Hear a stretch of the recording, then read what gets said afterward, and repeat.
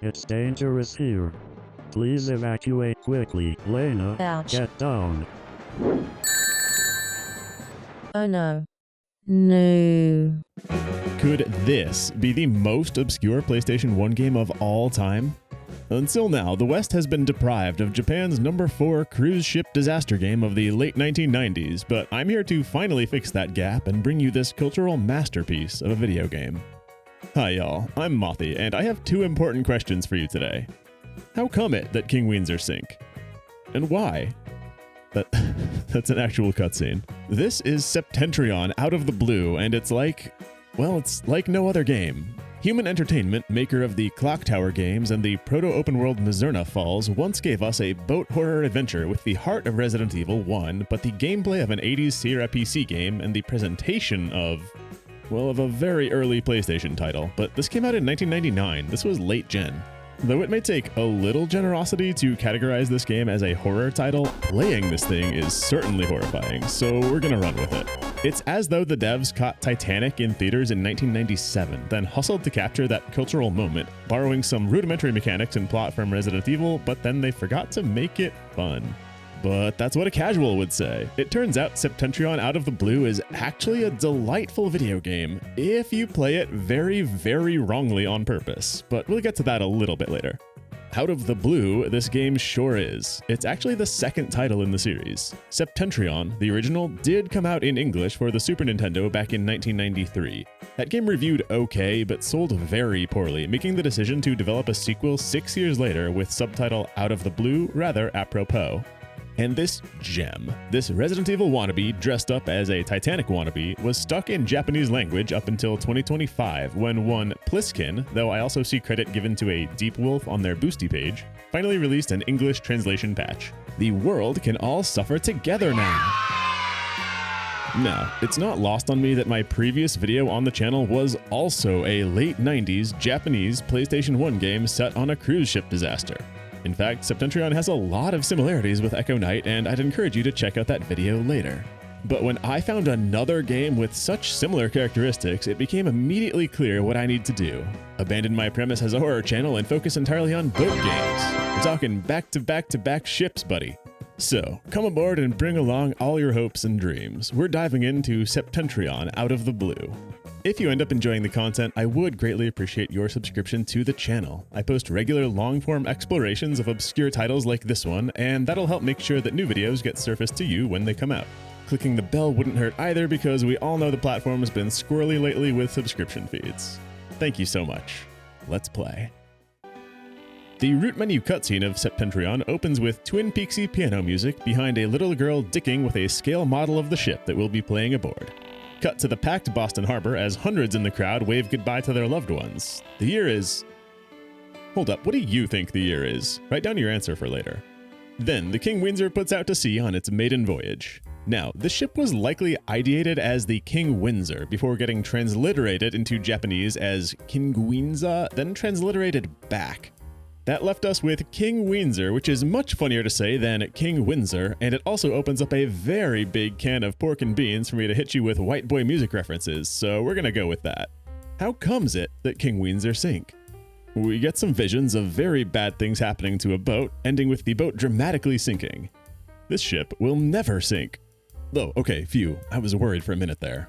Was that all just a deadly premonition? Then we're clear to start a new game. I thought my controller was broken at first, but the game just ignores the D-pad. We're on analog stick for everything, chat. It's also one of those games where circle is the interact button and X is to cancel. That's nothing unforgivable, but we're starting on the wrong foot already for a game with plenty of, challenges. We're shown our boat ID card before the game begins. We're playing as Gerhardt Brown, I think that says Austrian man? This texture needed a couple more pixels on it. This ID screen feels like a holdout from the previous game, which had 4 characters to select from, but in Septentrion 1999, there is only Gerhardt to Gerstart. This is one of a couple of places we'll see where the game feels like it had grander plans initially that got cut during development. Like we were supposed to have character select, but don't.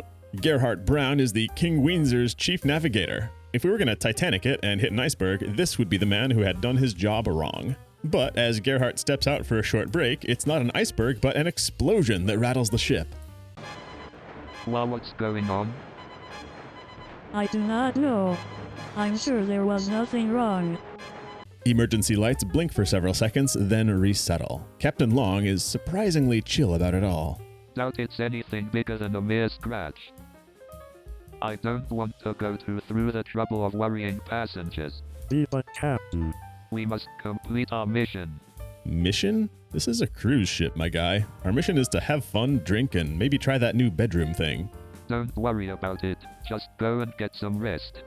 Now, before we go further, I think we need a quick note on the voices. Septentrion has no voice acting, so I generated this dialogue using the old ways. None of this is AI. It's good old-fashioned Macintosh text-to-speech and some light scripting work. The translation in this English patch is rough, but in a way it's also perfect. I believe the author might be a native Russian speaker, based on they also released a Russian patch of Septentrion, but the job they did here is exactly as good as this game would have actually received if it was translated back in the 90s. I just didn't want to narrate every character's voice lines for this video, and I think the goofy TTS voices go pretty nicely with the awkward translation. Cut to the engine room. Is anyone injured? No one is injured. We're shutting down all engines. Then to a random child. The engines stop humming. I wonder what is wrong. Finally return to Gerhardt, standing in knee-deep salt water, speaking to his friend and co-worker, the ship's chief engineer, Nigel Carter. With a splish-splash, the two men split up to evacuate passengers on different decks of the ship, and almost 9 minutes of cutscenes later, we're finally playing the video game. Now, this was an unpopular game even at the time of its release. Tack on 26 years and a language barrier, I've got no documentation, not even a game manual that I can auto-translate. So I'm figuring out all the controls and the UI for Septentrion in the dark. We've got tank movement locked to the analog stick, which is much worse than the D-pad because it's hard to even walk in a straight line if you're holding the analog stick up. It's easier to fall into a serpentine pattern. They should have called the game Septentrion. We can sprint by holding X, which we'll be doing a lot since this game is very backtrack heavy. And delightfully surprising for a tank control horror game, we have a jump button. Gerhardt gets pretty big leaps, Gerhardt, but the animation is funny and stops short on the X-axis like he's hitting a Looney Tunes wall. So, we're having fun checking out what the buttons do. You can switch the camera? Okay, that's huge. More on that later. But my favorite unexpected control is the crouch button. We can dip Gerhardt in ocean water up to his belly, then duck walk around, which takes absolute monster quad strength. But I feel like the best time to spoil this is right now, that there is not a single time in the game when crouching actually does anything.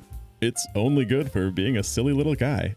Screens in this game, or maps if you want to call them that, are extremely small, and it's several transitions away before anything happens. is this? There's a JPEG on the floor. It's just a matter of time. The pixelation is spreading. This whole ship is going to be 256 kilobytes by dawn. Well, the boat's leaning in italics now as Gerhardt runs into a friendly sailor. While they chat, I'll tell you the general premise of this game. We are trying to evacuate all the passengers and crew of the sinking KingWeenzer before they drown, and hopefully also find out what caused the disaster. How come it that KingWeenzer sink? The first Septentrion title, by all accounts a better game, gamified this whole premise better. There was a hard time limit on your run, with more levels of the ship filling with water as time passes until the ship fully sinks. It was a puzzle of pathing and prioritization, and the 4 playable characters received different reactions and levels of cooperation from the passengers you encountered. Both games were allegedly inspired by 1972 movie The Poseidon Adventure, though I'd say the previous game does a better job capturing that feeling because of the added dangers and the light interpersonal politicking. In Septentrion Out of the Blue, there's no time limit to save everyone, and thank goodness because our first boss fight is this small hole in the floor. We reach a man calling for help, and in my attempts to discover the Help Person Out of Hole button, I took an embarrassing fall. Now I'm working on discovering the Help Self Out of Hole button. I'm pretty sure jumping is going to be part of the calculus, so I'm leaping like Zaboomafoo trying to figure out the ledge grab. Turns out it's square to jump, hold circle to grab, then analog stick up to climb out. And learning that this game uses compound movements does actually help me figure out how to save Hole Man. Once I crouch, Holy starts leaping for uppies, and if we time a circle press just after he leaps, we reel in this Twin Peaks sheriff of a man. What are you doing here? I wasn't feeling well, sir. I thought I'd pay a visit to the hospital. The hospital is on deck B1. What are you doing here? What's that noise? Before we can exchange pleasantries, the water rolls in and we decide to make for a higher deck. That sailor from earlier lets us know the door to the crew's stairway opened by the shaking just now. The door to the crew's stairway opened by the shaking just now. We're going to hear a lot about the shaking. In this translation, the shaking just refers to the KingWeenzer pitching frontward and back on the waves. The sea is angry today, my friends. With how much this game personifies the shaking, it's practically a character in the game. Managing shakes is the main gameplay mechanic in Septentrion, but we'll cover that in a little bit. With Billy Crystal as our follower through several screens of rising water levels, I'm screwing around with the movement, performing lewd gestures when I discover in the inscrutable UI that this blue sphere in the upper left corner is our oxygen meter. But I could not tell you why it's got the Big Dipper on it. This game ends up being bad in a lot of ways, but one area Septentrion really put in work was on the character models. This is about as different as two short-haired white men in suits can look. We've got different skin tones, skin textures, hair models, and even character heights. That last point is felt on the next screen when Gerhardt begins paddling along on his tippy toes while our taller friend is able to walk with his head above water. Many things about this game stink, but all of its 40-ish characters are memorable and distinct both in their appearances and personalities. Anyway, reach the staircase that's now open because of the shaking. This is where I discovered that if you walk backwards, Gerhardt cranes his head over his shoulder looking like every photo of Ariana Grande. We climb 2 flights of stairs, save our game at a little air fryer, then bust out to the first basement deck where the real game begins.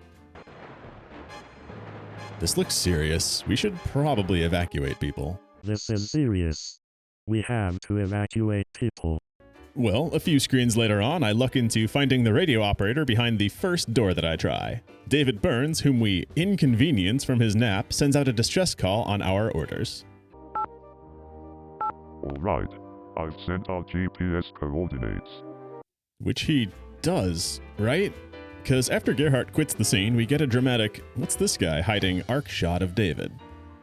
A bit further on, fire blocks the hallway. Despite having a leap button, this isn't the kind of game where we can do that, and I discovered why our oxygen meter has the Big Dipper on it. It turns out that's our health bar, and stars are blinking out from touching the fire. Every character has a different constellation representing their health.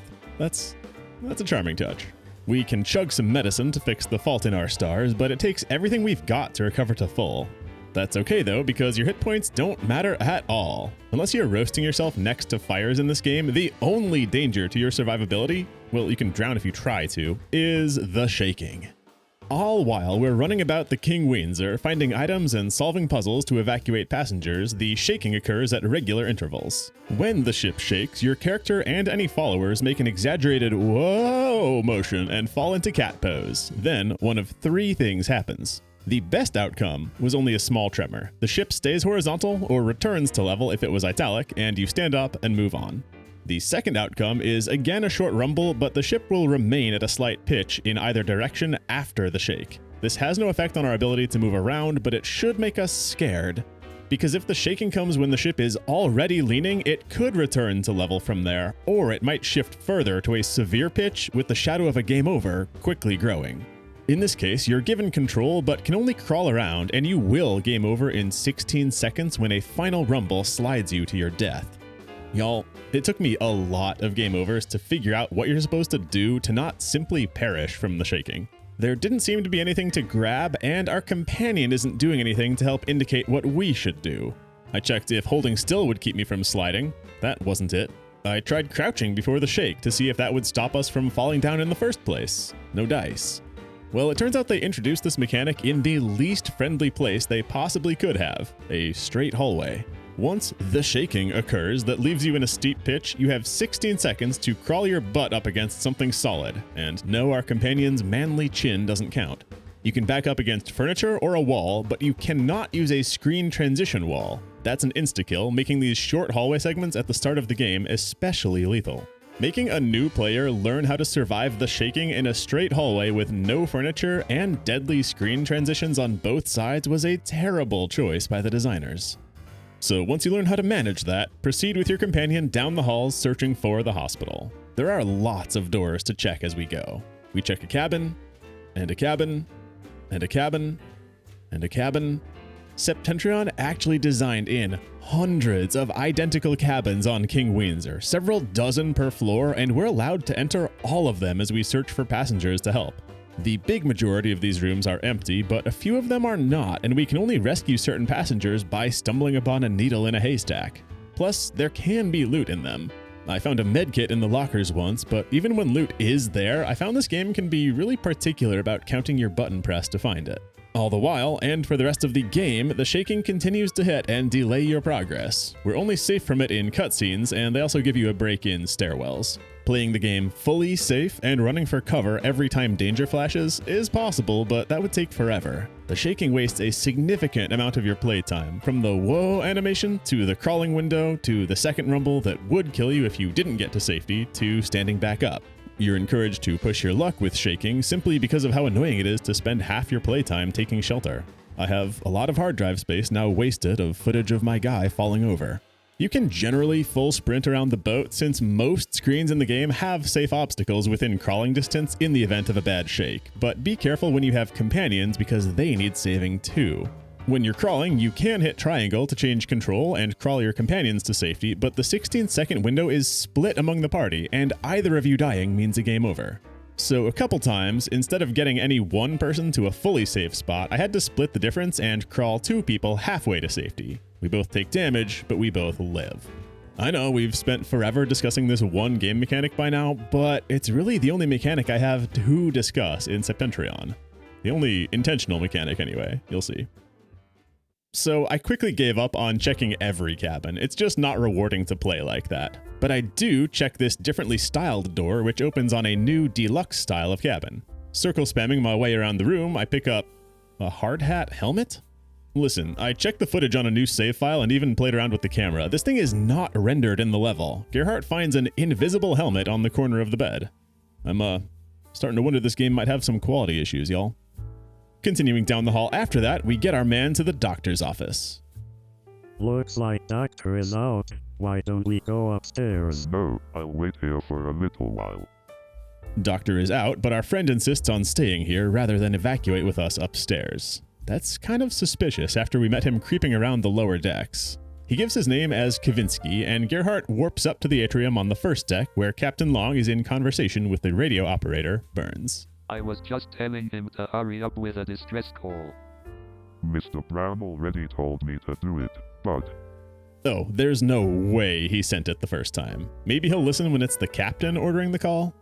And then we're just kind of dumped on the huge first floor with no guidance at all where to go, while regular shakings make naive exploration rather annoying. With no clue where to begin, I check out some of the shops and just get descriptions of them rather than doors that open. No, it's fine, Septentrion. Don't put yourself out. We all know how much of a drag it is to actually fill in your maps with content. When the shaking hits in the atrium, we get a neat effect. Flowers slide off the table, and a Christmas tree flies by in the tilt. Yeah, so this is actually a Christmas game. At least in the way Die Hard is a Christmas movie. It just happens to be Christmas time during the plot. But that means wreaths and lights and a little extra cheer is injected into the environment. One door that I find leads to what might be a hair salon, and the cash register contains 2 coins. Now, we started the game with 4 coins, and more of them can be found throughout the game like this, invisible by checking certain furniture. But as far as I can tell, coins don't do anything. I never found a shop open for business, and the casino doesn't let us play the machines either. It's my guess that there was meant to be a vending machine somewhere that sells us healing items, but I couldn't find that. As far as I can tell, the money system in Septentrion is just unimplemented. There's another door that should lead us down the long portside hallway, but it's blocked by a fire door with screams of help from beyond. I can't figure out how to open that, so I'm at a loss. We've got a couple rooms to explore on the first deck, and the game also doesn't stop us from returning to B1F with its dozens of cabins. But the thought of needing to comb through all these rooms to find the key we need to advance while the shaking arrests us every minute or so is paralyzing. I begin to lose heart. Gerhardt. I'm overwhelmed. I'm out of steam. Maybe it's better if Gerhardt goes down with the ship. Does the world really need a Septentrion video essay in the year 2026? Am I a bad enough dude to save the KingWeenzer? There's no help available for this game. Not a single game fac. Questions about Septentrion are not, in fact, frequent. Searching for anything about the game in English gives news about the English patch that I'm playing, or scant bits of development history. This game does not even have a Wikipedia page. I'm out of luck. Unless... I wonder if anyone from Japan ever made a guide for this. Enter @wiki, which seems like a Japanese fandom with fewer crippling advertisements, where one dude, Masa2525, wrote a colorful and perhaps misogynistic walkthrough for this ineffable game back in 2022. Seriously, I'm not sure if it's some linguistic nuance or the translation I used, but this guide keeps blaming menopause every time a woman does something in the game. So the phrasing of the guide might be a little unique, but with the help of Safari Auto Translation, I now at least have the bullet points on how to move the game along. Arigato, Masa-sensei. But I'm still taking partial credit. There were quite a few gaps in the guide that I had to fill. The good news is, what we've done so far is all solid work. We even did need to find that invisible helmet, because this game follows Sierra adventure game trap logic, where we can screw ourselves far down the line for missing something like that early on. What we need to do is find this man lying unconscious on the restaurant floor off the atrium. It's the owner of the ship. He's a kindly man who has a friendly relationship to Gerhardt based on how they casually speak to each other. We help him up and probe him for information about KingWeenzer. Eddie, that's owner's real name, thought everything on the ship was perfect. The navigation, the security, but he has some curious things to say about the ship's financing. To tell the truth, I am not the only investor in this vessel. It was my dream to own a cruise ship like this. However, just because I have had some success in business, doesn't mean I can afford a ship like that. So, I've given up on my dream. At one point, I received an offer to build this ship. They're willing to invest 80% of the money. I gladly signed the contract. A company by the name M&D. Now that I think about it, it was a rushed decision. A shadow company owns 80% of your boat? Gerhardt files that knowledge away, but for now we tell Eddie to evacuate to the lifeboats on the 5th deck. Except he's not headed there. Eddie's gonna check on his wife, Betty, first. Good man. We hand Eddie that hard hat helmet and bid him goodbye for now. Having done that, we can approach the stairwell doors and...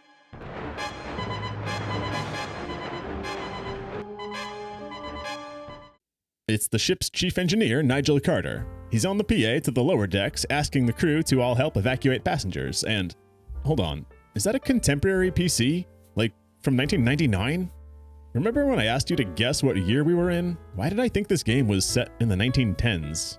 You know, besides being on the Titanic and how all these people dress, we're in 1999. Tamagotchi exists.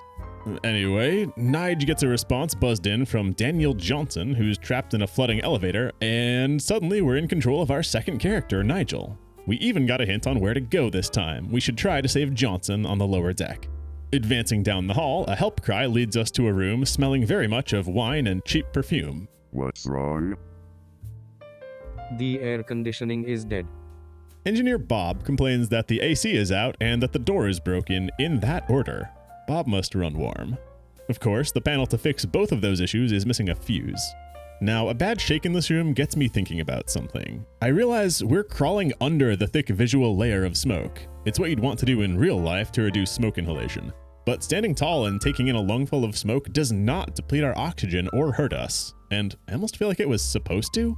It's such an obvious mechanic in a game about avoiding hazards on a sinking ship, and they even gave us a crouch walk mechanic that goes literally unused. I am pretty sure Septentrion simply forgot to implement smoke, similar to the coins.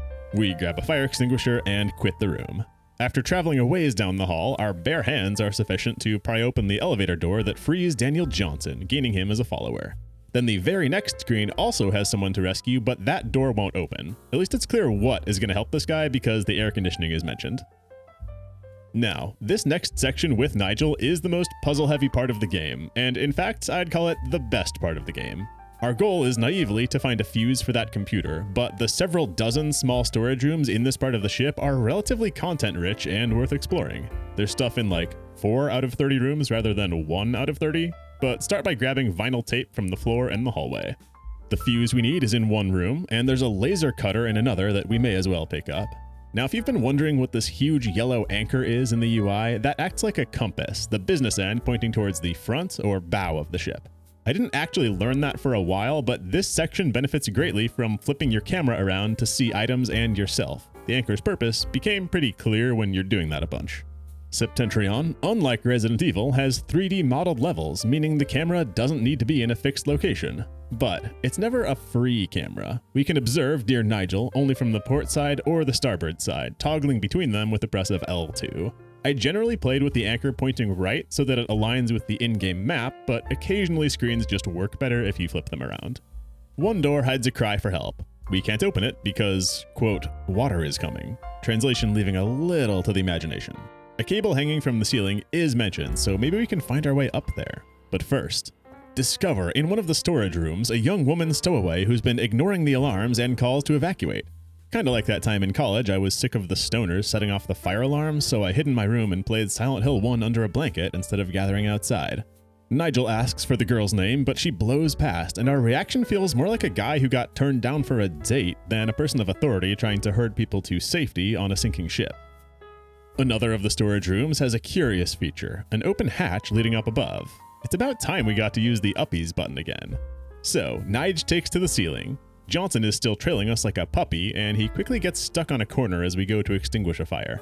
This poor dude is in the background of our heroic firefighting cutscene, just running and leaping like your dog in the front window while you're parking the car after work. Past that fire, the vinyl tape lets us connect a cable. Nigel is fearless when it comes to handling live wires. He could probably even touch a psycho killer. Then we retrieve our dog. You gotta be real slow so he doesn't get caught on corners like your shorts pocket on cabinet handles. And jump down to solid ground. Now, connecting that cable alone was not enough to open the help door, so run back to the journey room, taking pains to avoid a shaking at the wrong moment because these hallways can be killers. Install the fuse, then we're able to press 2 buttons. Door 1 opens Nigel's way out of here to continue the game, but of course we also turn on the air conditioning and go rescue our trapped crewmen. If we run to the front of the ship again, the fixed AC lets us open this door to save Sailor Ballard and... Nigel doesn't know anything about Kavinsky, but we do, and he doesn't seem to be catching his breath waiting for the doctor like he had told Gerhardt. That other stuck door in storage is now open, freeing Sailor Julian Lambert. It's a nice touch that Nigel deputizes the sailors he rescues to assist in further evacuations. Sadly, gameplay-wise, there's no effect of this. These sailors are not a force multiplier, they don't result in any additional rescues in the future, but we do get credit for saving them as individuals anyway. So with everyone on this floor saved, on our way upstairs, that girl who blew past us earlier finds us again for a proper introduction. Sorry about earlier. I really wanted to get on this ship. So that leaves. Haha, I see. You are a stowaway. It's okay. I got caught many times when I was a kid. What about you? Yeah, but I'm the chief engineer now. So this woman is a serial stowaway, and Nigel's reaction is, no big deal girl, same? Yeah, here comes some deeper Nigel lore. This old Mr. Green in the ballroom with the rope looking dude knows how to party too. Back in his stowaway days, Nigel got caught by one sailor who gave him a job instead of getting him in trouble. Nigel took to the work, worked his way up, and yada yada, he's now the chief engineer on the KingWeenzer. A boat which is currently imploding, but I mean, we can't blame the chief engineer for every little engine disaster, can we? Nigel's mentor perished 20 years prior in a different boat disaster, and Nigel swore that day that he would never let anyone else die on his boat. I would love to help Nigel keep that oath. We just have to hope we can carefully navigate all of Septentrion's jank and avoid getting anyone killed by mistake. And that might be impossible to do. With the doors repaired, Nigel climbs back up to the first deck where we left Gerhardt for a heartwarming reunion. Yo, Gerhardt, how have you been lately? You're a carefree guy, you know that? Man, Johnson creepily slides up mid-convo to stand there. Me at parties, am I right? Gerhardt asks for a laser cutter, which by some insane coincidence we did just pick up as Nigel, then our two best boys split up. Nigel's going to evacuate people up on the 4th deck and move down, while we take control of Gerhardt to clear out deck 1 and move up.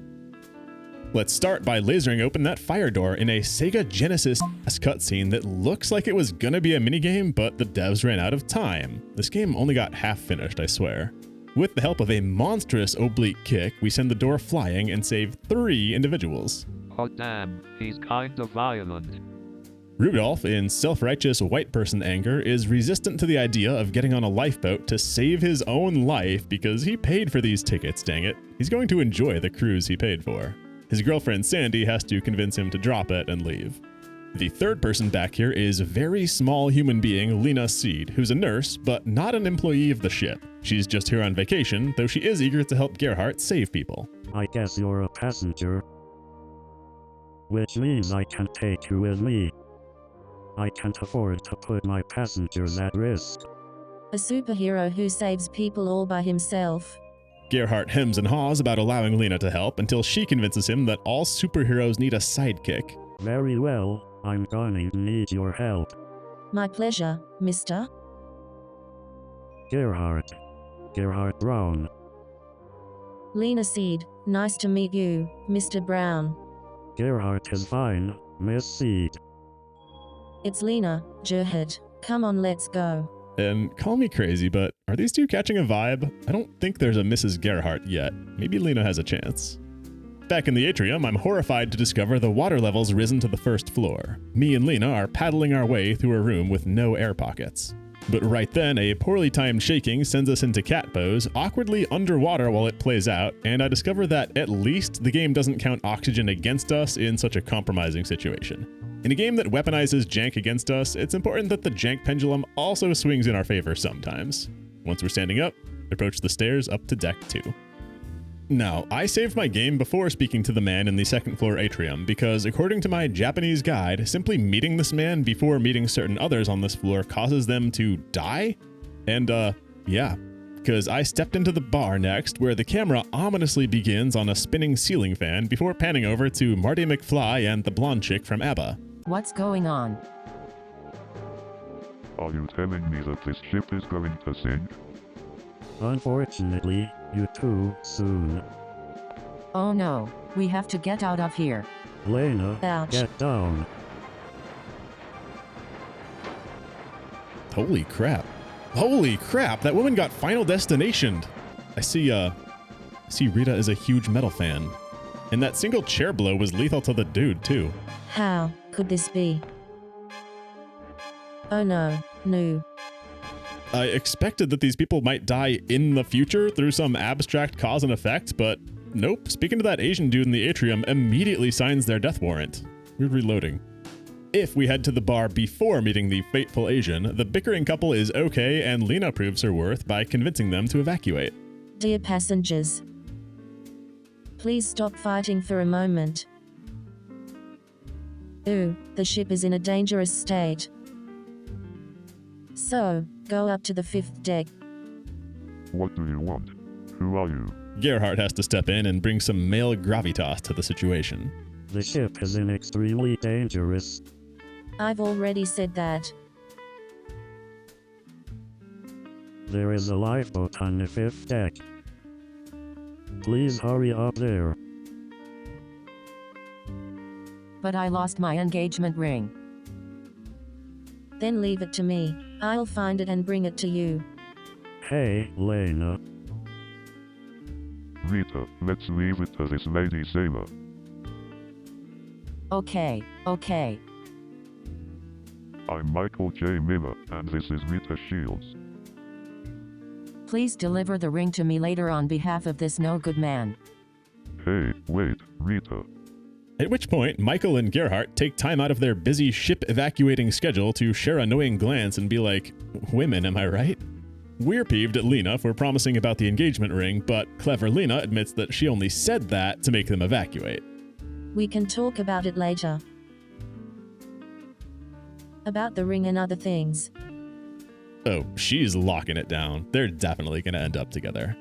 Back through the atrium, still ignoring our secret Asian man so nobody else ends up dead, that rude man and maid we saved alongside Lena can be found in one of the dozens of identical cabins lining the second deck. It looks like they're still not taking our evacuation orders seriously. Please evacuate to the 5th deck as soon as possible. Oh, we're getting ready. Come on, what's going on? Can we even be saved? Don't worry, I'll definitely help you. Sandy is a maid on the ship and worked really hard to get this job, so she's hesitant to abandon it. Fortunately, Gerhardt can actually relate. I wanted to be a part of the team since childhood, so I ought to call for evacuation. Now, you must trust me. I will definitely help you. I know you're putting your life on the line. There's no other way. I guess we should just go to the 5th deck, right? Yes, please hurry. And with that, everyone optional is saved from the Asian man's death cloud, and he's finally safe to encounter. But Gerhardt still can't actually talk with the guy. That's troubling.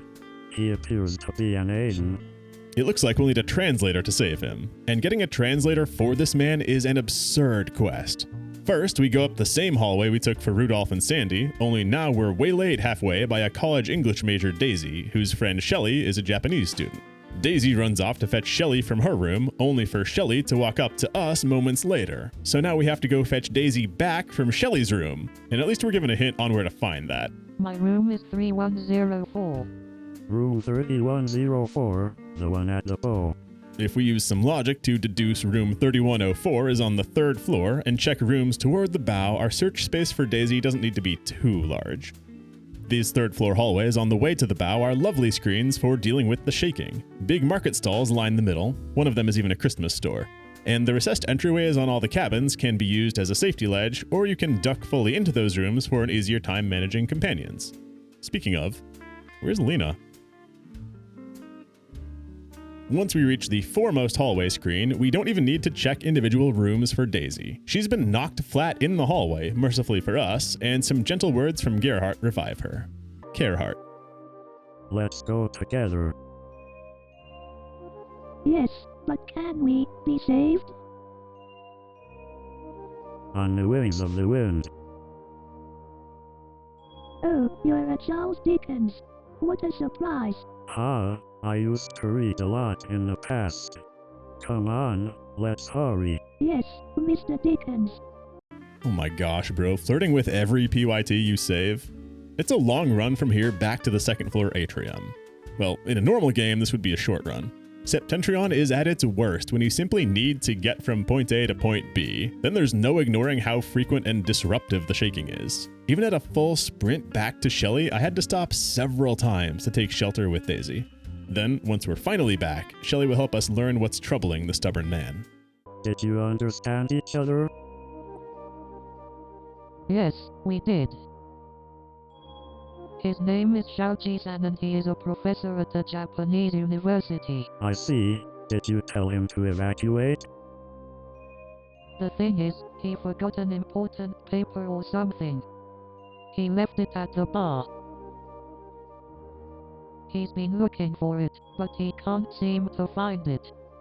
Shoji-san is not going to evacuate without his research paper, and Shelley comes along to help search, but at least Daisy now moves on to the lifeboats. The bar is only steps away where Rita got final destinationed earlier. Only now the bartender Heinz is here, who says he found Shoji's papers, then brought them to his room for safekeeping. Which is odd. It's so important, huh? What kind of thesis is it? A thesis on the new species of parasites. Parasites? And there we have the real Resident Evil connection. See, I told you this was a horror game. Kind of. There's parasites on this here KingWeenzer. The three of us decide to go help Heinz retrieve Shoji's research in an abundance of caution. And now that I realize this game allows multiple followers, I'm really wondering where Lena went. I had assumed the game kinda quietly moved her to safety before so that we could grab Daisy as a follower, but now it's clear that that wouldn't have been a conflict. Let's roll the tape back. This was us climbing the stairs earlier to meet Daisy. Looks fine until... there it is. Lena tripped on a step and then got separated from me when I opened the next door because she wasn't close enough. And this is not the type of game to just park her in the stairwell and let me retrieve her later. Being 10 feet apart thanks to a pathing error was enough to remove her from the party and despawn her once we changed screens. Lena's gone, and we can only pray that she counts as rescued as opposed to dead so that she doesn't ruin our good ending. Nigel's oath is on the line. Heinz is in that by now familiar 3rd floor hallway. His attitude is crusty, but at last he hands over Shoji-san's research with a side of sass. Chill out now, will ya? Mr. Heinz, he says you saved his life. Piss. Do Japanese think that documents and lives are the same thing? He says his research is about the future of humanity. He says there's a new species of parasite on board. He says the parasite is extremely dangerous. I don't really understand all that terminology. If those samples were to be spread all over this ship, the people on the ship will be wiped out. Shaoji-san, he was asked by a company called M&D. He says he was working on a way to eliminate them. M&D? That's the company who swooped in to finance 80% of the KingWeenzer for Eddie. And now we know why. M&D's nuts. I couldn't not. It sounds like M&D were using the KingWeenzer as a parasite boat. But are we transporting them, or are we the test subjects? Suddenly we don't know whom we can trust. We're done with Shoji and Shelley after this, who leave for the lifeboats, but Heinz stays back. In a strange development, Gerhardt now believes Heinz will be the perfect assistant for evacuating the remaining passengers due to his bartender's intuition. What? A bartender with good intuition would be even better. Alright, however. If things go south, I'll fly the coop. Fine by me. Glad to have you, Mr. Heinz. And then we just get a little bartender buddy for the rest of the game. It's the strangest thing. Heinz barely even has more dialogue, he's just there. Well, snap back to the atrium where actress Barbara Rosetto has appeared. Look at all these movie stars, they are so beautiful and clean. How dare you not know a great actress like me? You must be a redneck. A what? Barbara won't evacuate without her manager, Elaine, whose room number she doesn't even know, but at least we're told it's toward the bow on this deck. So we roll 3 deep down the second floor hallway, the group looking quite fashionable together in their monochrome suits. What do they remind me of? The South African flag? Or Dr. Evil's henchmen? I can't place it. It does absolutely crack me up when you have a larger party how everyone stumbles in sync during the shaking, then falls down in a human centipede stack, and we all line up like lizards thermoregulating on a sunny rock. You're not so bad, Septentrion. Elaine's room is one of the last rooms toward the bow. Finding Elaine saves him and Barbara right away, though after Barbara walks out, we get a long, sad story from Elaine about how tough acting is. Barbara may work hard, but Elaine works 10 times as hard as her and gets none of the fame. And then he too has a bit of a women am I right moment with Gerhardt before exiting. Some men are more drawn to one good thing than an infinite number of bad. You mean her? So maybe it's not just the guide I'm following. There is a fair bit of casual massage in this game. Barbara and Elaine were the final evacuees for this Gerhardt chapter, and control passes back to our buddy Nigel once we reconvene on the 3rd floor. Everything going well? We're trying to evacuate people, but there are so many things I don't understand. The university professor I just met told us. It seems that the ship is carrying a new species of parasites. He said if they spread, we'll all be in big trouble. That's not very pleasant. No, that is not very pleasant. Nigel begins this chapter on the 4th deck, speaking with this Matrix-looking bombshell, Layla Thompson, the journalist. I'm Layla Thompson, journalist. Lady, if you don't evacuate soon, you'll end up in the newspaper. Jeez, Nigel, savage. Don't joke like that. I'm sorry, but it's true, we need to evacuate quickly. Layla joins Nigel as a companion, hoping to get the scoop on what went wrong aboard the ship. Our first stop is the fitness room just off the 4th floor atrium, where an old woman needs our help. And here's where I first noticed a distinct escalation in the shaking. In the first half of the game, the shaking was common, but we could still play the game a little bit in between. But starting now, Septentrion reduces the time between shakings to a level that's frankly oppressive. Having to explore this boat without the help of a guide would be not very pleasant. That's not very pleasant. It's bad enough beelining from objective to objective, but having to actually search for where to go? I wouldn't wish that on my enemies. This old woman in the sauna is Susie Leonard, who's embarrassed to evacuate the ship without something. She shames Nigel for not knowing how to speak to a woman, so I'm guessing what she needs is something delicate, like a change of underwear or a feminine product. Well, on the way to Susie's room to grab whatever it is, we can check up on the minority owner of the ship who said he wasn't going to evacuate until he checked on Betty. Oh hey, Mr. Carter. What's up? We're evacuating people. Betty claims he's gathering documents, but I think it's pretty clear he wanted some Betty time. He's still refusing to evacuate, whether that's because it's his ship or for more time with his hot Gillian Anderson wife, so we'll have to catch Eddie again later. The next save we can make is the toughest one in the game for absolutely dumb reasons. We have to repeatedly farm entrances to a specific cabin along this hallway until Adrian appears. I'm not sure if he's flagged on a certain number of entrances, or if it's timed, or if it's just RNG for him to show up, but it took me a handful of tries entering the same room to find him. And then we have to do it twice more with 2 other rooms. There's no reason to check any of these cabins twice, much less doing it 5 times apiece and 3 times over. The first 2 encounters, Adrian is cagey about his presence and says, "Oh yeah, I was just getting to evacuating. It's on my to-do list." But the 3rd time, Nigel realizes Adrian is looting passenger cabins in the chaos and puts him in his place. Stop right there. Return everything you took back to the owners. I'll go over them later and check them out. I understand. I just had an impulse. You know what they say. A man's greed is the bridge to his own destruction. And with that, we've saved the thief, Adrian Marsh. And speaking of saving, I saved my game before proceeding further down the hall, because if you move 1 screen further, and there's nothing indicating that you shouldn't, this woman, Jessica Lauren, dies before we can save her. What she's missing is a hat that her late father gifted her. My father passed away during the last shaking. He got it for me from KingWeenzer gift shop. It was his last present. Hold on. Passed away during the last shaking? Woman, that was a minute ago. You shouldn't be looking for the sentimental hat he gave you. You should be at his warm body rendering aid or calling for a doctor. He's probably just unconscious. Without the hat to give Jessica, she runs off looking for it and dies off camera. Sadly, we're not blessed with some over-the-top kill cam this time. So, of course, we load. Jessica's hat is found in one of the non-Adrian cabins, and at least it's visible, unlike that helmet we had to find for Eddie. With Jessica saved, Nigel breaks down at the news that her father died. It's not a death we could control, but Nigel's promise failed. There is at least 1 confirmed fatality aboard Nigel's ship. The poor man is more upset about it than Jessica. After blowing up on Layla, she's forgiving of Nigel, given the circumstances, and the 2 share a tender moment. I actually really like these 2 together. I've decided it's canon that Nigel and Layla get married after they make it off the boat. Her eyes even match his favorite jacket, it's perfect.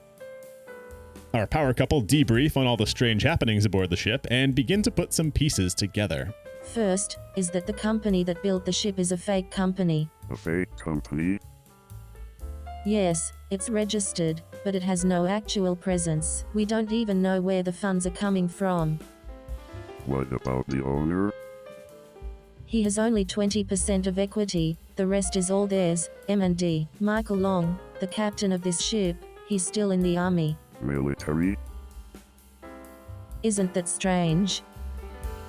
Even if he is retired and moved into the civilian sector, and then to go on to be a captain on a cruise ship. That's a fishy story either way. There it is, M&D again. It sounds like their funding might come in secret from the military, and Captain Long happens to still be in the army. Susie's room is just ahead to grab her depends, and we find a spare medkit for our trouble. I suppose Nigel deserves a heal for all the emotional turmoil he just tanked.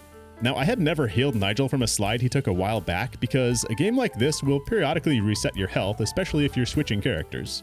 But not Septentrion. Amazingly, this game decided to track hit points across character transitions. The jank has forsaken us. Susie gives some parting words before she heads for the lifeboats, wingmanning for us pretty heavily. You need to learn how to talk a little more, or you'll end up getting a lot of hate from pretty girls like this her. Well then, I'm off.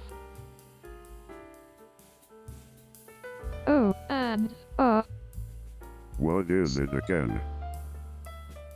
I don't have children, but I wish I had a son like you. She's a very talkative grandma. It seems like you really liked her. Oh, give me a break. Then, back in the atrium, it's time for another character change. but not back to Gerhardt. The stairwell door between decks 4 and 5 became blocked during the shaking, and what's worse, it sounds like nobody on deck 5 can open the door to the lifeboats. KingWeenzer needs a hero. Enter the stowaway Amy, whose only job this chapter is to find a screwdriver to open the exterior door and save the entire ship's worth of evacuees. At least the 5th floor isn't full of crew cabins to pour through. Just off the atrium is a zoo park where we meet its keeper, Elizabeth Meyer. Elizabeth Meyer. I'm the zookeeper of this jungle park. Elizabeth knows where a screwdriver might be, but first she wants help rescuing a tiger? I don't know, who cares? My tiger is missing. Tiger who? My little noisy tiger cub. I've taken such good care of him. Oh, you mean like an actual tiger cub? Weird tonal shift, but hey, at least it's a change of scenery. The 4 larger, more open screens of the park are arranged in a square with trees and benches for stability during the shaking. What we're hunting for is a small invisible event trigger near some flower beds in one of the park screens. Yeah, good luck finding this one on your own. Ah, where have you gone, tiger? Mrs. Meyer. I had a vision of Tiger. He's running around happily, on the railing. On the railing? I found him. That's Tiger, right? Tiger, watch out. What? Oh no, Tiger's going down. Mrs. Meyer passed out. What should I do? Tiger, tiger, my tiger. King, what? I'm sorry. If I'm following, Amy has a psychic vision that the tiger is close, which it turns out he is, which makes Elizabeth faint from excitement, but then she's fine, and then neither of them address it. And I don't think this one was a translation issue. It's weird in Japanese too, because my guide had this to say, quote, "What is Tiger's vision? He has a heart attack caused by menopause and overweight and collapses." The jank is really out here overcoming cultural barriers. Well, having spotted the tiger, Elizabeth will die if we go find the screwdriver instead of saving her tiger. We don't want that, so I hike up to the 6th floor catwalk and rescue the most adorable low-poly tiger cub I ever did see. Then Elizabeth has an unexpected surprise for us. Hey, just turn around and see what happens. What for? It's a secret. You're so brave. And here we go. Mrs. Meyer, what did you do? I was not expecting Elizabeth to mount her tiger in our backpack. These little character moments really are the highlight of Septentrion. Alright, it's time to go see a man about a screwdriver. Through the cafe into a storage area, we stumble into a conversation that we aren't supposed to hear. Get rid of him. Wandering around with his foolish sense of justice. It's too dangerous to continue like this. But Mr. Long, you don't have to do this now. No other way. If he learns the secret of this ship, passengers who escape might reveal it. Captain Long, that rat. He probably sabotaged the door to the lifeboats. His ship is sinking and he's stopping passengers from escaping just to protect corporate secrets, which we learned from Shoji probably means parasites.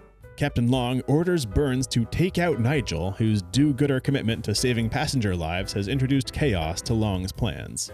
Luckily, at least one of those dudes left behind a screwdriver. Amy pops open the lifeboat door and... Lifeboat. I wonder how many people can fit in. Amy's segment is done once we activate the door and report back to Nigel and Layla through it. But Amy still can't get the stairwell door open, to which Nigel responds with a critical piece of information for the player. Don't worry, there is a staircase leading from the 1st deck. Don't miss that. Our access to the 5th deck is going to be found in a back staircase all the way down somewhere on deck 1. Just as we take control of Nige, some girl runs away toward the 4th floor restaurant. Go chase her and... I'm Irie. I'm Nigel. I'm also known as the Immortal Carter. Also, this is our Auntie Layla. Auntie what?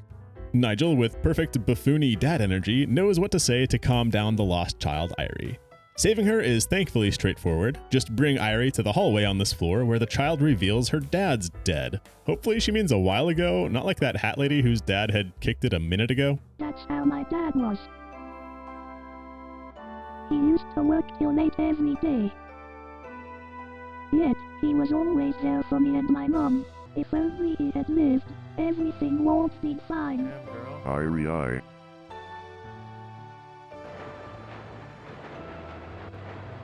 Get down.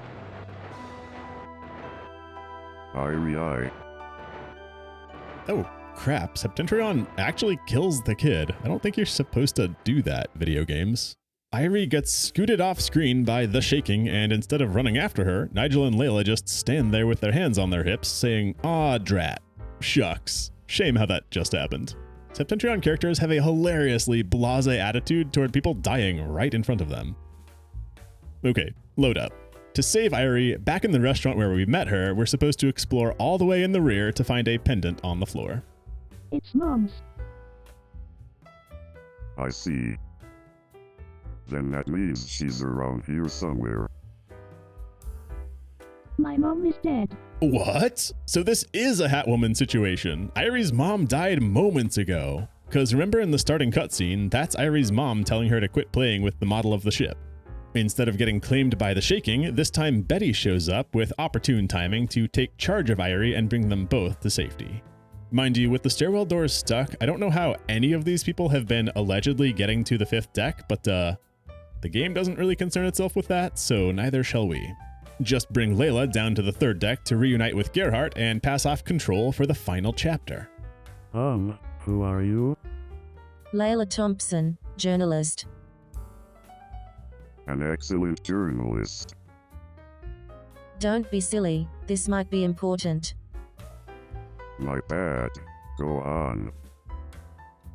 When I was looking into M&D stuff, besides the name Long, there was another name, Burns.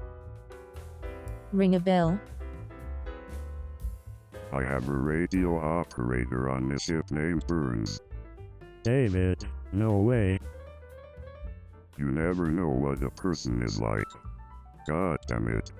I do love how Mr. Hines is still with us, just lurking in silence. The game definitely didn't expect him to be here. Then, flash to one more cutscene before we get control of Gerhardt. Betty has come back with Irie. Eddie couldn't find the important document he was searching for, and Betty wants to dump the girl back on us, probably so she can go help him find his document. But Layla interjects. I've heard stories about you. Your father worked for an investment firm. Now, I think exactly why they're talking about finances right now is a plot point lost in translation, but at this point, Betty gives Layla a lengthy explanation on how hedge funds work. Yes, actually. I think Betty might be implying that Irie's dad worked at a shady investment firm and took his own life after losing the company a lot of money? I don't know, it's not clear whether we're referring to Betty's father here or Irie's or both. If any Japanese speakers out there think they can get me a better translation, I'm all ears. Anyway, we're Gerhardt again with the barkeep Hines still in tow. Our main goal is to open the way from 1st deck up to 5th so that people can escape, but of course we have several miscellaneous passengers to rescue in the meantime. On deck 3, in a small theater off the atrium, is some Bon Jovi wannabe named Robert and his girlfriend Yoko. Robert refuses to evacuate until he finds his guitar. Tommy certainly does not have his 6-string in hock. Luckily his guitar is just next door in a small game room, and it looks like absolute crap. This one you wanted? Yeah, thanks dude. Then, in a hilarious moment of levity, Gerhardt and Robert get in a dick measuring contest, naming the most talented instrumentalists they can think of, with poor Yoko looking on in confusion. It's a Yoko, oh no. But the boys gain each other's respect, and we save the 2 passengers. Come to my live show next time. I'll let you hear the true essence of rock guitar. Now it's down to deck 2. There's a casino just off the atrium, and aha, you might think, the place to spend those coins Mothy has been finding. Well, I found 5 more coins in one of the slot machines, but no, none of the slots are functioning and neither are the roulette tables. The casino is all for show, though the decorations in here are warm and cozy with the Christmas garlands and whatnot. There is an easily missable passenger to save in the casino, Ayrton Zachary. Life is all a gamble. And if you lose, you accept death. Don't give up. Evacuate now and you will be safe. It's a different way of life. Gambling is always sacred. Ayrton is a loony who worships gambling as a religion. He's just one traumatic event from turning into a Harvey Dent or an Anton Chigurh. The only way Gerhardt convinces him to evacuate is by wagering the man $10,000 that he doesn't die. If he does, I guess that money goes to his family, and Ayrton wants the last laugh on his grave. The inscription on the tombstone reads as follows: I won in the final bet. Get out of here, you little weirdo. The longer you wait, the more likely you win. It's cheating. Then at last, we're ready to confront the traitorous radio operator, say that 5 times fast, David Burns. He's in this weird room that feels kinda like a conservatory, the patio at a brunch spot. Mr. Brown, I'm sorry, What's going on? Well, actually, I didn't send out a distress call. WH what? Mr. Long told me not to. I had no choice. I couldn't go against Mr. Long. What are you talking about? People's lives are at stake. Actually, I have a criminal record. I was arrested for David. illegal drugs. Not illegal drugs? Right in front of the multiple pot leaf decorations on the wall? This happened 5 years ago, when I was seduced by the devil. Since then, I've been trying to live a decent life. Yeah, the devil's lettuce. Poor David tried a marijuana cigarette one time and it ruined his life. He didn't dare to resist drugs and alcohol. And now David's got Captain Long blackmailing him to help sink an entire cruise ship full of people. What on earth is he trying to do? I'm not sure. Becoming an assistant director of M&D, the company that built this ship. Long's doing all this for a promotion? Usually captains earn their promotions by keeping the boat above water. I couldn't imagine that they could build such a luxury cruise ship. I wonder what this has to do with soldiers. Strange. Any way you look at it, David. What else? Oh yeah. David. David, listen to me. Mr. Brown, I'm sorry. He's done more. Something even more terrifying. B. Captain Long, emphasis on the cap, just shot David before running off. But we're gonna do better than the rest of the passengers on this ship, who see someone get hurt and their immediate reaction is, well, don't see how this affects me, rest in peace. David might still be alive, and maybe we can rescue him if we act fast. How fortunate then that the ship's doctor just materialized back in this floor's atrium. We're running out of time. Yes, I was just about to evacuate. Yes, please hurry up. Also, have you seen the captain? Yes, he ran towards the stairs. Doc, it seems that he was the one who did this. That's unbelievable. I've known him since we were in the military together. Even when everyone else had prepared for death, he was the only one who did not give up. How could a man like that? I don't know. Dr. Watkins served with evil Captain Long in the military, notably in the fictional conflict at the non-fictional Iguazu Falls, South America. According to the doctor, Long was a stand-up guy back then, so what could have changed? The doctor agrees to join us for evac, but first I want to bring him to see if there's any saving our drug-addicted pal David. He's still breathing. No way. Maybe some kind of shock brought him back to life. Leave this to me. After giving him first aid, take him to the 5th deck. I need to grab some medicine from the pharmacy. Then Hines still just be lurking. It feels to me like Septentrion didn't give us Hines as a follower in order to develop the plot. They just wanted us to have a follower for gameplay reasons to make it harder to survive the shaking, which has ramped up to a fever pitch, mind you. In the late game, we get 20 seconds after one shaking until danger flashes for the next. But hey, constantly needing to seek cover got me to check out this bookshop room that's otherwise unused. I even found a medkit. Now, remember that boy and his mom from the opening cutscenes? No, it has been a while. Well, it's time to properly encounter them. Back up in the third deck atrium, the child's blue hat pokes up comically from behind a counter. Boy, what's the matter with you? My mom. My mom. Boy, it's all right. Can you tell to me? Mom's hurt. She can't move. Okay, I'll go check on her. Mr. Hines, can you stay with the boy? Sure thing. So he can talk. We're off to find the boy's mom with no clue to her whereabouts, though at least she's on the same floor. Help cries out from a cabin along the third section of hallway. I'm Lawrence Becker. Mrs. Becker, I see. The boy is safe. No need to worry. Thanks. Thank you very much. But I haven't done anything. I'm just came to check on you. He's a kind child. How is your injury? I think I twisted my ankle. Sorry, a twisted ankle is what stopped you? Not the actively bleeding stab wound on your right thigh that's soaked through your jeans?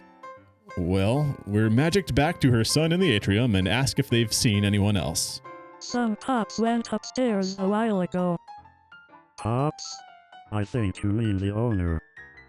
His room is on the 4th deck. Then for the first time, we're rolling 4 deep with an objective to check up on Eddie. Again, man is taking his sweet time evacuating.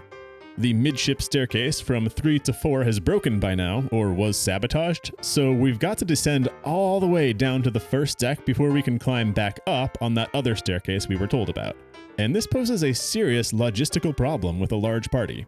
I lost Lena on the stairs with just the one follower, so a train of 4 does not have the turning radius to make it down landings. The caboose is getting caught even when I'm trying my hardest to make it work.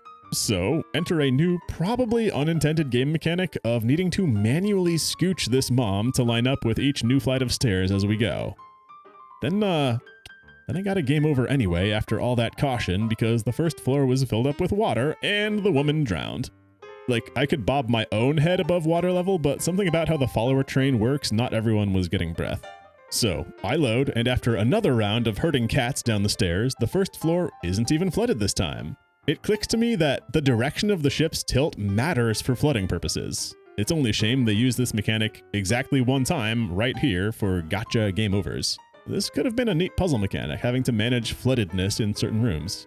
A shake does reset the KingWeenzer horizontal once I reach the restaurant, and it continues to be hilarious how everyone does underwater yoga as the water floods in.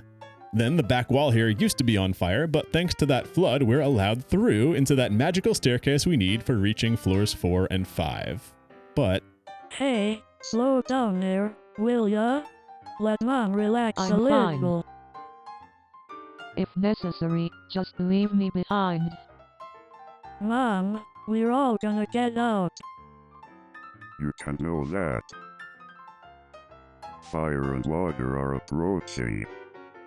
Run. Knife-fighting Mom needs a break, so she and her boy take a breather on the stairs, while me and Heinzie run to check in with the ship's owner.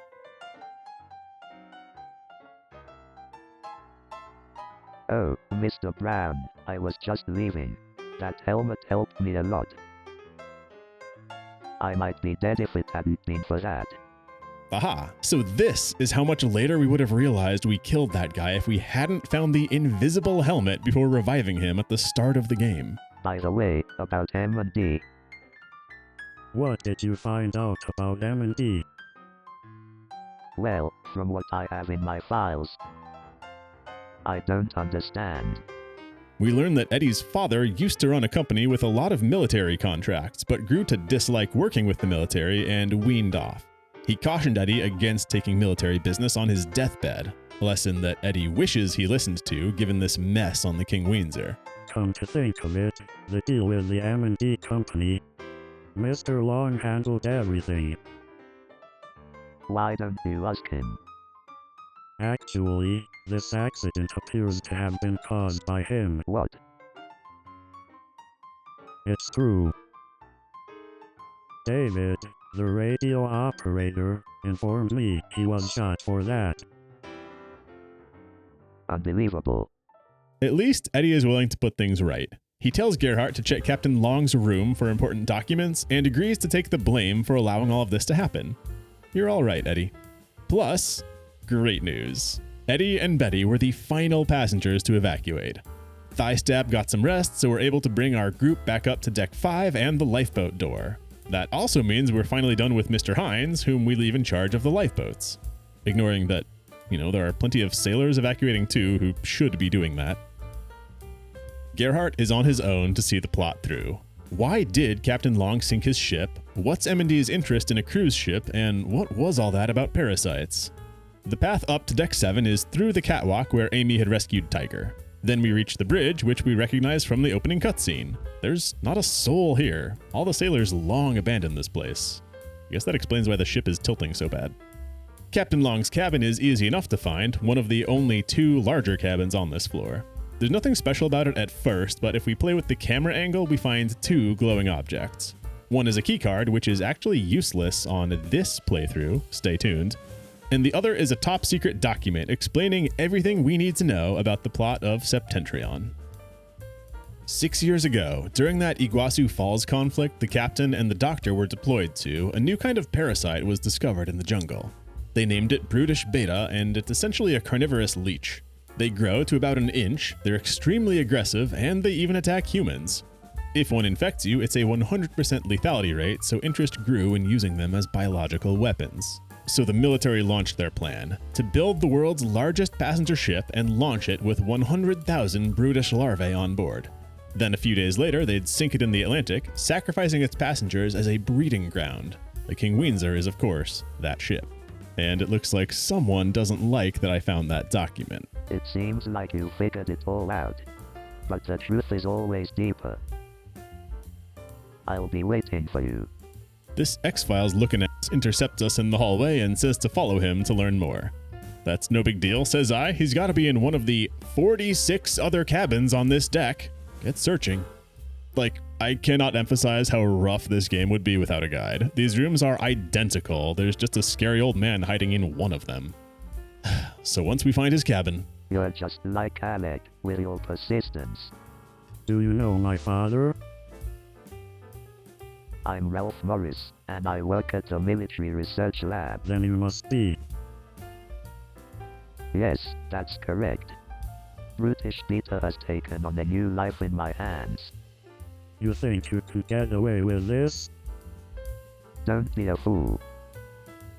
You think you can stand on your own 2 feet and pretend to be righteous? You look just like your father. Apparently Gerhardt's dad is military too, you'd think this would have come up, and he was tricked into killing lots of enemy combatants using Ralph's parasitic bioweapons. When he found out later, he accused me of, what is the name? Violations of international humanitarian law or whatever. Yeah, or whatever. Your grandfather killed thousands, and your father was awarded a medal thanks to my bioweapon. And you received the best education. A first officer on a luxury liner at such a young age. You're mistaken. My life is my own. So now Ralph's angle is guilting us for being a nepo baby? But hold on, the reveals keep coming. Brutish Beta is useless. That's the military's conclusion. Initially we had high hopes. Its ability to grow at such a threatening rate. But it turned out to be useless. The military hired a researcher from Japan, a certain Shoji-san, who determined that Brutish kills too quickly, making it useless for spreading between humans. Ebola would be easier to weaponize. The KingWeenzer's mission is a waste, and Captain Long condemned his whole ship to death for nothing. And Ralph Morris, for some reason, decided not to tell Long the parasite thing is called off and allowed him to sink the ship anyway? I don't care how you use my research. Some have used it to conquer incurable diseases. Some have killed 3,000 men. It is up to them to decide what to do with the power they have been given. You knew how it would be used. Of course I did. Blame God for giving humans tools. Hold on. Ralph bears remarkable semblance to the vendor from Echo Knight who also tricks people into killing each other with his magical rocks. Give tools of destruction to men, then wash your hands when they hurt each other and act like no one could have seen this coming. And we're not done with twists. Apparently, just yesterday, Gerhardt's dad convinced a politician to get some good guys in the military to come stop Ralphie here, and troops are on the way. And on top of that, he took hostages. On top of that, he took hostages. Hostages? Elena. She's my granddaughter. Elena will never regain consciousness again. I'm in the trap of those civilians you love so much. Wait, so they made our dad not a good guy after all, because now he has Ralph's granddaughter hostage. Or is it just the military who has her? The translation is lacking here. By promising we'll take care of Eleanor in case of Ralph and all of his children getting executed for crimes against humanity, Ralph agrees to evacuate the sinking ship with us and face judgment on shore. Well, alright. Drowning here or chilling on an electric shell would be the same thing. Then with that, we're done with the reveals and it's time to enjoy our ending. There are 3 more people we know of who are still on the ship. Captain Long hasn't been seen in a minute. We never did rescue that engineer in the smoky room who was complaining about the air conditioning, and we still never learned what Kavinsky's deal was. Nice to meet you again, Mr. Brown. I'm Lobotov Kavinsky. Did you forget? What the heck are you? Think what you want. Our country is in trouble. Kavinsky appears to be CIA. I'm not sure if he's meant to be the guy sent after Ralph, but he's definitely here to execute Captain Long. After some vague political statements about America eating itself in the name of freedom, more applicable today than ever, we get down to business. Anyway, the goal is to put an end to that man's life. I don't think you can do that, but killing is a necessary evil. Not really sure if you're the type to think that. And Gerhardt, unprompted, offers to kill Captain Long for him. It's also weird that Kavinsky accepts. Hey, careful what you wish for. I look forward to seeing how you will judge Long. We'll see. Wait, hold up. With our grim new assignment, it's a tedious trip down to the lower decks from here. And the shaking is more punishing than ever. We're only getting 7 seconds between one shake and the next danger warning. Formerly safe sections now need to be passed with caution. Hallways are a death sentence unless you intentionally time a shake to happen just before you head down one. Several minutes and 9 floors later, we can check up on that one engineer who definitely stopped believing. His door has been open for a while. I don't think the poor guy even tried to leave. I've still got a few things to do, so you go on ahead. Are you talking about the restricted area? For some reason, Mr. Burns was allowed in the restricted area. I was trying to talk to Mr. Burns to get him to let me in. I was in front of that room. Mr. Burns just exited the restricted area. I glanced inside when he came out. There were a lot of things inside, like glass cases. Glass cases. So it's a breeding facility for brutish. I remembered that when the explosion occurred. I intended to ask Mr. Burns for more details. Got it. Go to the 5th deck. Gerhardt's tough for this. If I'm not up there in 5 minutes, launch the lifeboats without me. Then min-max your position down the final hallway so the shaking doesn't give you a game over, and at the end, find the restricted area. It's a sturdy door. Now what? Huh. It's open. This is...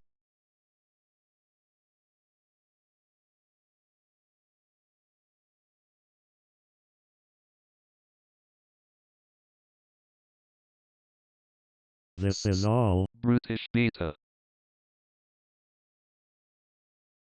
Yes, this is a super weapon. Brutish. You're a lucky guy. You will be the first one to be infected by Brutish. You are a sailor. Aren't you ashamed of yourself? Just think about it. What a plan. I'm sinking my own ship. What a luxurious cruise ship. That's just how the rich spend their money. I used to be poor. My father and mother worked like ants. But the wages we received were barely enough for our pocket money. You couldn't even make a living, let alone find a place to stay. We were called to our family. Even when my father was injured, he was not even allowed to enter the hospital. He died from his injuries. This is why I hate rich people so much. When I first heard about this job, I thought it was a great opportunity to avenge my father. Do you know what this feels like? You don't understand, do you? Then get out of my way. The show is about to begin. It will be fun and nothing but fun. Don't do it. You're being played by the military. Morris already told me that this plan is already Shut up. over. I'm telling you, I'll put on a fantastic show.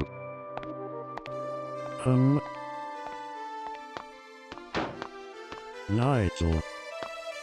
Gerhardt, run. Nigel, don't do it. Nigel with the 9 bursts past us and takes out the maniacal Captain Long with a single shot.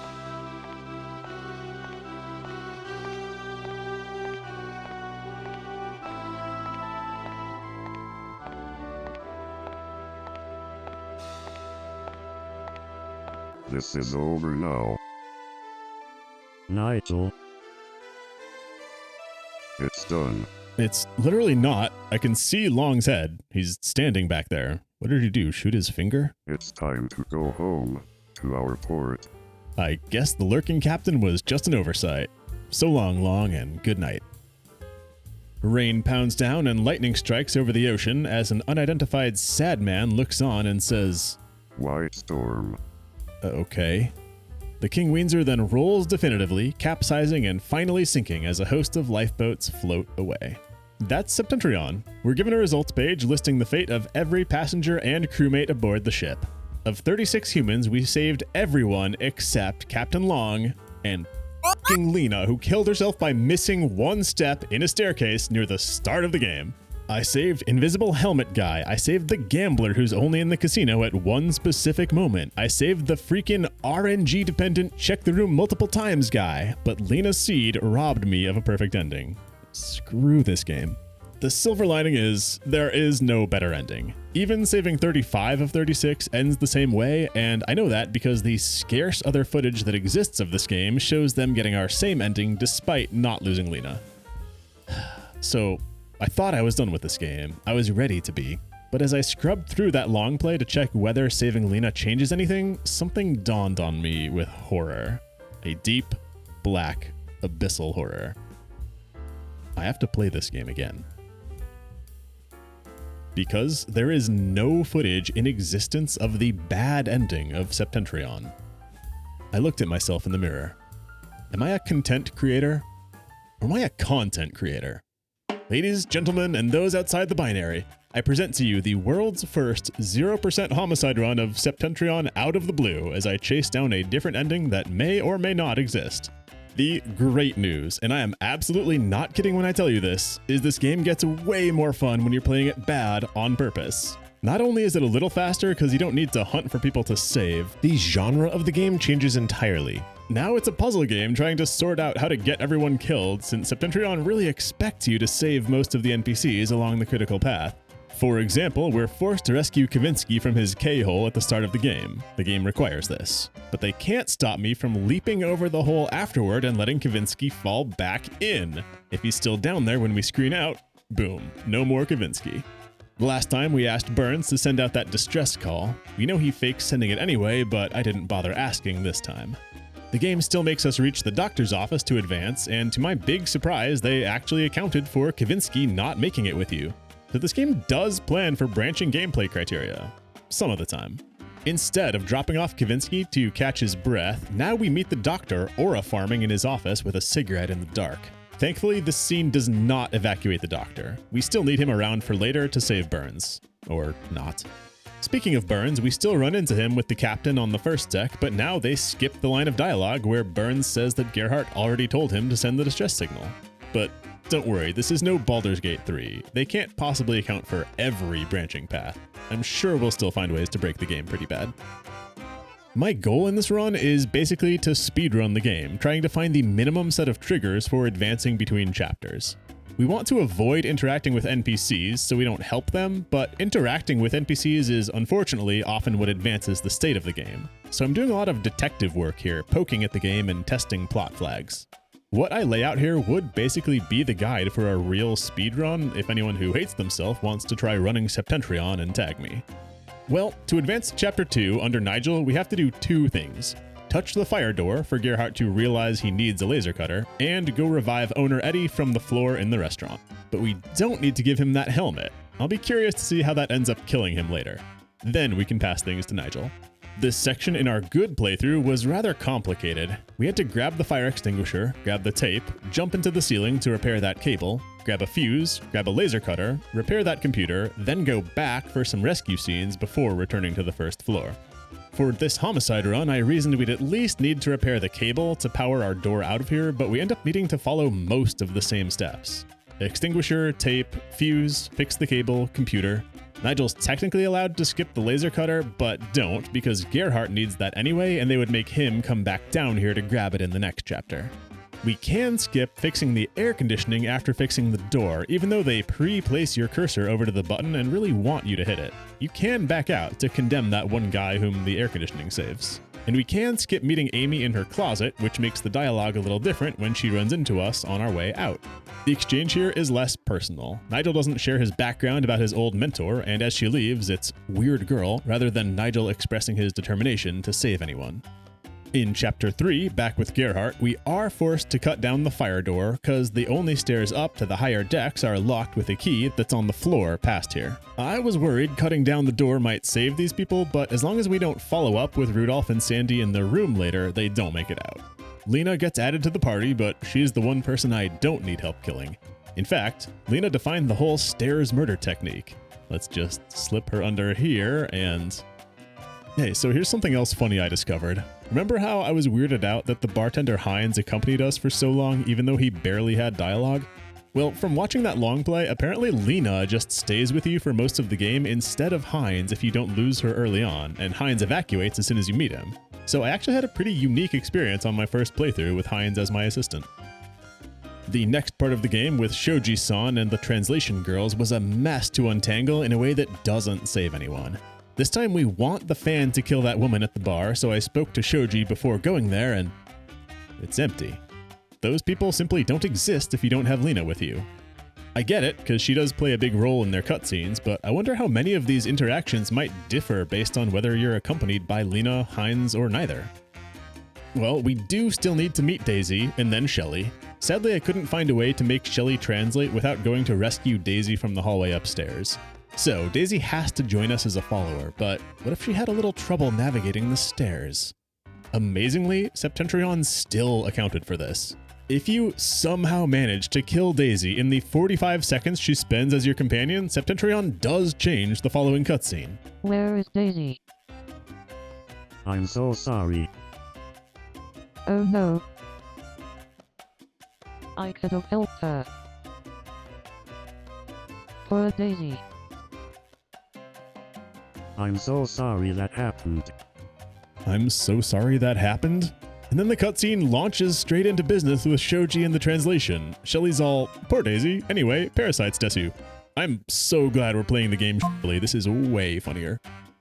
We do still have to look for Shoji's papers, and we still meet Hines, but remember that he doesn't join us right away. If we never visit his room, the game won't advance. If we do visit his room, he'll join as a follower, and we could stairs him, but that rescues Shoji and Shelly. So the only way to thread this needle is to stairs Shoji and Shelly on the stairway up to Hines' room, which obviates the reason for even going there in the first place, and control switches to Nigel as soon as we enter the third deck. No Hines required. Contrary to Nigel's first chapter, when we had to do most of the same steps as in our good playthrough, we can do almost none of the helpful steps this time. Ignore the old woman in the sauna, who probably dies from dehydration. We can lose Layla pretty fast, even without stairs, by distancing her against a crate in this hallway, and then run into Jessica without her hat to make her go die looking for it.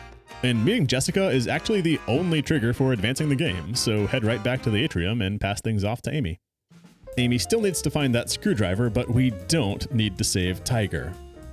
I know, I'm sorry y'all, it's the only way to wipe out Elizabeth. The door to the screwdriver is locked until we pick up Mrs. Meyer in the park, but then simply picking up the screwdriver before finding the tiger is enough to make her rage quit the party and go die. Lifeboat. I wonder how many people can fit in. Well, it needs room for 0, so... The cutscene as we return control to Nigel is more somber this time, without Elizabeth cutting in constantly, and of course Nigel no longer has Layla listening in on his end. Irie still runs into the lounge, and we know we can cause her death by advancing without finding her pendant, but we can also just ignore her entirely. So all Nigel needs to do here is descend 1 floor using the midship staircase from 4 to 3. Now the cutscene as we pass control back to Gerhardt in the final chapter was a big deal before, as Gerhardt and Nigel, with help from Layla, pieced together how Captain Long and David Burns are the bad guys connected with M&D. But without Layla, their exchange is only a quick hello. We've reached the first time the game is truly embarrassed on writing. Gerhardt still wonders about the point of, quote, sinking his own ship, having neither discussed Captain Long here, nor even learned anything bad about him in the first place. Gotcha. Then I had some trouble figuring out all the triggers for this next portion because it's a multi-step process. We can ignore the musicians, and of course we can ignore Casino Man, but we do finally need to learn about Captain Long's treachery by speaking with the weed-addled Burns, who still gets shot by Long. A long shot. This time, we haven't learned about parasites from Shoji-san's papers, so as Burns starts to mention something even more terrifying... Something even more terrifying. This is Gerhardt's first time almost learning about the parasites. We can't avoid meeting the doctor in the 2nd floor atrium, but we don't bring him to save Burns this time. Staring the doctor kills them both. And then we do still need to help out the hiding child and thigh stab mom. Tragically, the child does not join us as a follower right here, so we cannot stairs him on the way to his mom and get another funny scene where she goes, "So sorry he died seconds ago, that's rough. Anyway," and continues about her day unbothered. But listen, I'm not a monster. I stairs both of them together, and now at least they're in the same pocket dimension. I figure it kind of works like from a Buick 8. The following section has an interesting difference in gameplay between a good and bad run of Septentrion. Really, it's the only part that differs meaningfully. We're climbing that long back staircase from deck 1 up to 4, which is where the mom previously takes a rest as we check on Eddie and Betty in her room. But something suspicious is going on this time. Betty, it's Brown. Please open up.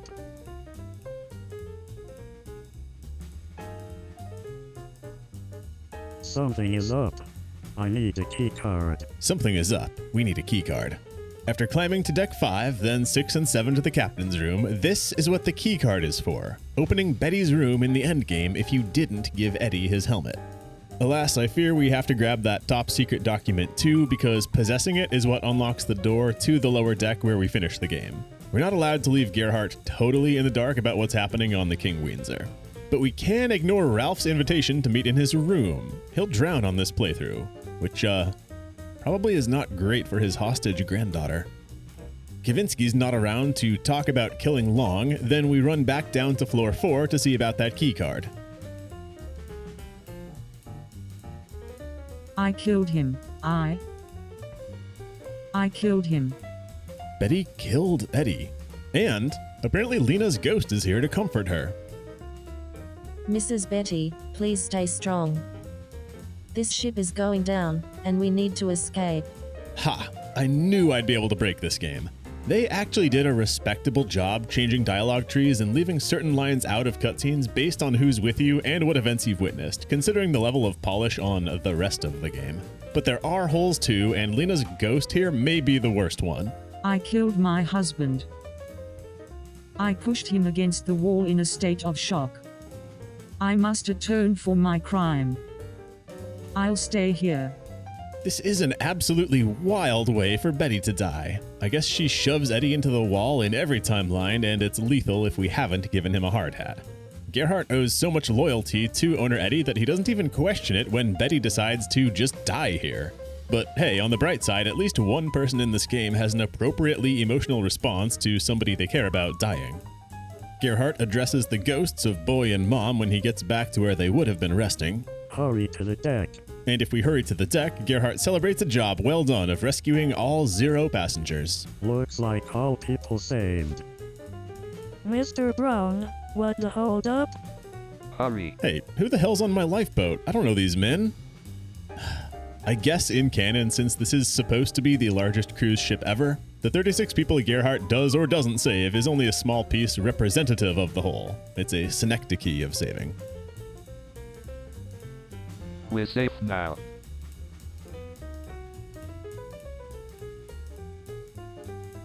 Mr. Brown. Mr. Brown, what's going on? Gerhardt won't be needing a spot on the lifeboats this time. He's got another thing coming. Finally, we can race down to the restricted area for the bad ending of Septentrion, though I fear the cutscene is quite similar. Captain Long still goes on a rant about rich people sucking and his dad dying from a lack of healthcare. I'm with him in the first half. But instead of telling Long that the military is coming for his ass, Gerhardt's threats to him this time have no teeth. Don't do it. If you're going to do it, you'll be in trouble. Shut up. I'm telling you, I'll put on a fantastic show. Ugh.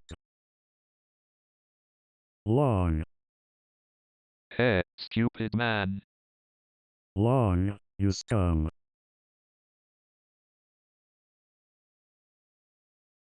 Long, you're scum. Long. Nigel never came to save us. Why bother? It's gonna hurt me. It's gonna kill when you desert me. The rest of the pre-rendered ending is exactly the same. White Storm, etc., and the 7 or so lifeboats have a little more elbow room this time for anyone on board. I tensely await the results screen to see if we correctly killed everyone. Gerhardt died. And Lena counts as died too. Staring people does count as a death. There's also, though, a lot of people listed as missing because we ignored them entirely. The only 3 listed as survived are Nigel, Amy, and Captain Long. That's 3 out of 36 saved, the minimum, and the world's first Septentrion homicide run is complete. I would legitimately be interested if anyone can do better. I had 14 missing persons, and I bet some of those could be turned into proper deaths if you take other sequences. There might even be some more Final Destination style death cutscenes to uncover. Staring people is efficient, but it's anticlimactic. Now, I'm not exactly sure what earned me the bad ending this time. It could be a simple one-time event that I skipped, like not visiting Ralph or letting Kavinsky die. Or it might be a points system. The original game gave the best endings if you rescued enough points worth of survivors, so maybe Septentrion 1999 is based on points as well. But I'm not going to be the one to find out. 2 runs is enough for me, thank you. Though playing this game for the bad ending did end up much more fun, and I'm glad I did it. On a good run of this game, there are tons of gotchas where people accidentally die, but on a bad run, there aren't as many gotchas where you accidentally rescue people. Now, aside from telling the story of the game, I do want to include a little review of the gameplay for posterity. The premise is really cool. Save people from a sinking ship, and there's a creepy thriller subplot with the brutish parasites. That's an elevator pitch that I absolutely would be interested in. Human Entertainment started with an excellent foundation, designed some charming characters and wrote interesting dialogue for them, and then utterly fumbled the part where they have to make the game fun. It comes down to that we're not really making interesting choices as the player. There's no risk reward of, should we save the guy from fires in the boiler room, or should we save the people in the elevator where the water level is rising? Or maybe neither because our hit points are low. Everyone is savable, but you'll struggle to save them because in Septentrion, people like to die randomly. It never feels like the player had a hand or was at fault when a character dies in this game. Simply walking up to Shoji is enough to kill Rita and Michael the next room over because we never got the chance to meet them. There's no reason for that, it's not predictable, and I fear it's not fun. The other thing I have to touch on, which I don't normally weigh a game by, is its music. This game has 3 songs. There's neutral cutscene music and mischievous cutscene music, which combined make up about 3% of your playtime. Then there's one other minute-long track that you'll be hearing for hours and hours while you play most of the game. Here's some of it.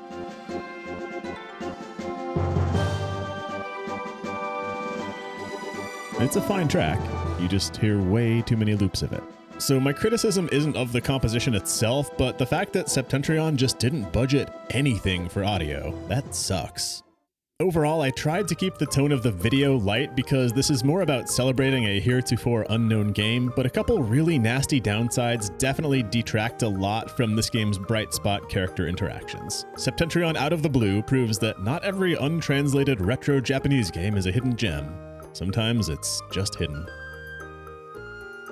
Hey, thank you for watching my video, and thanks as always to my kind patrons for supporting the channel. You make it possible for me to cover off-meta games like this one.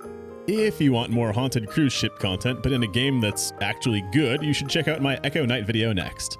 And if you want more Haunted content in general, think about adding your subscription to the channel. And probably click the bell too, because the platform is real squirrely with subscription feeds recently. I've got lots and lots more forgotten old horror games to share with y'all, and that will make sure you're first to catch them when new videos come out. We've also got a friendly Discord linked below if that's your style, but otherwise I'll catch you next time. Bye for now.